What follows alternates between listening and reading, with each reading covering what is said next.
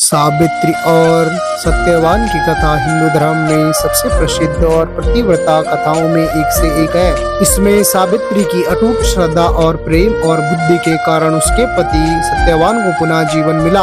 प्राचीन समय में राजा अश्वपति नाम के एक राजा थे। उनकी कोई संतान नहीं थी। उन्होंने कई वर्षों तक तप और देवी की पूजा की। उनकी भक्ति से प्रसन्न होकर देवी ने एक तेजस्वी पुत्री जिसका नाम सावित्री रखा गया। जब सावित्री विवाह योग्य हुई तो उसके पिता ने उसे स्वयं वर चुनने के लिए कहा। सावित्री ने वन में रहने वाले धर्मात्मा और तेजस्वी युवक सत्यवान को अपना पति चुना।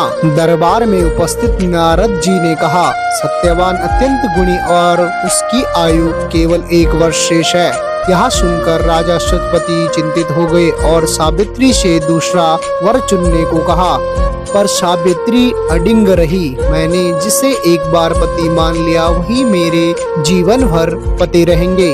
विवाह के बाद सावित्री अपने सास ससुर के साथ वन में रहने लगी। जिस दिन सत्यवान की आयु पूर्ण होने वाली थी उसी दिन वहाँ उसके साथ वन में चली गई और लकड़ी काटते समय सत्यवान को चक्कर आया। वह सावित्री की गोद में गिर पड़ा। तभी मृत्यु के देवता यमराज प्रकट हुए और सत्यवान की आत्मा को लेकर चल दिए। सावित्री भी यमराज के पीछे चलने लगी। यमराज ने उसे बार बार लौटने को कहा, पर सावित्री धर्म और नीति और असत्य की बातें करते हुए उनके साथ चलती रही।